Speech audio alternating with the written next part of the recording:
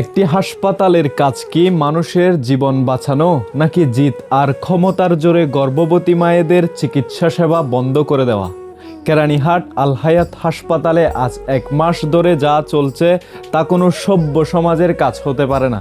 ভাই, আমি আজ এখানে কোনো দালালি করতে আসিনি, কোনো পক্ষের হয়ে কথা বলতেও আসিনি।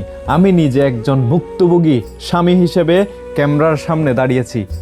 আমার নিজের স্ত্রী গর্ভবতী। ডাক্তার জেসিয়াফার কাছে ওনার নিয়মিত চেক আপ চলছিল এবং ওনার ডেলিভারির ডেটও দেওয়া হয়েছে। কিন্তু আজ 1 মাস ধরে হাসপাতালের ভেতরের নোংরা রাজনীতির কারণে আমাদের মতো শত শত পরিবারের রাতের ঘুম হারাম হয়ে গেছে। আমার স্ত্রীর মতো এমন হাজার হাজার মা বোনদের দায়িত্ব এখন কে নেবে? কেরানীহাট আল হায়াত হাসপাতালে আজ দীর্ঘ 30 দিন ধরে যা চলছে তা কোনো সভ্য সমাজ বা হাসপাতালে হতে পারে না। হাসপাতালের কয়েকজন প্রভাবশালী ডাক্তার এবং ডিরেক্টর মিলে অত্যন্ত মানবিক চিকিৎসক ডক্টর হামিদা ইয়াসমিন জেসিয়াফার চেম্বার বন্ধ করে রেখেছেন। অন্যায়টা শুধু একজন ডাক্তার জেসির সাথে করা হয়নি, সবচেয়ে বড় অন্যায় করা হয়েছে আমাদের গর্ভবতী মা বোনদের সাথে। প্রতিদিন গড়ে 100 জন গর্ভবতী মা উনার কাছে চিকিৎসা নিতে আসতেন। এই 30 দিনে প্রায় 3000 মা বোনকে চিকিৎসা সেবা থেকে বঞ্চিত করা হয়েছে। এই 3000 গর্ভবতী মায়ের কান্নার কষ্টের হিসাব কে দেবে?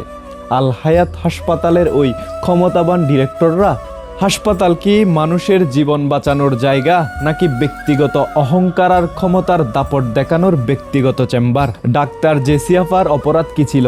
তিনি রোগীদের ভালোবাসতেন, কম খরচে গরিব মা বোনদের সেবা দিতেন।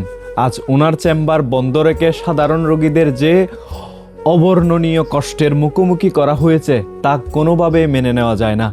আমি নিজের চোখে আমার গর্ভবতী স্ত্রীর টেনশন আর কষ্ট দেখেছি, আর ঘরে বসে থাকতে পারলাম না। অনতি বিলম্বে ডক্টর জেসির সাথে চলা এই অন্যায় অবিচার বন্ধ করতে হবে। আমরা সাতকানিয়া উপজেলা প্রশাসন, সাতকানিয়া উপজেলা স্বাস্থ্য কমপ্লেক্সের ঊর্ধ্বরত কর্তৃপক্ষের কাছে জোরালো দাবি জানাচ্ছি, আপনারা দ্রুত এই বিষয়ে হস্তক্ষেপ করুন। সাধারণ মানুষের চিকিৎসা সেবা নিয়ে এভাবে ছিনিমিনি খেলার অধিকার কারণেই। আর আল হায়াত হাসপাতালের কর্তৃপক্ষকে বলতে চাই, অবিলম্বে ডক্টর হামিদা ইয়াসমিন জেসিয়াফার চেম্বার খুলে দিন। আমাদের স্ত্রীদের, আমাদের মা বোনদের ফিরিয়ে দিন তাদের চিকিৎসকের কাছে। রোগীদের জিম্মি করে আপনাদের এই নোংরা রাজনীতি আমরা আর সহ্য করব না। চিকিৎসা মানুষের মৌলিক অধিকার, তা নিয়ে নোংরা রাজনীতি বন্ধ করা হোক।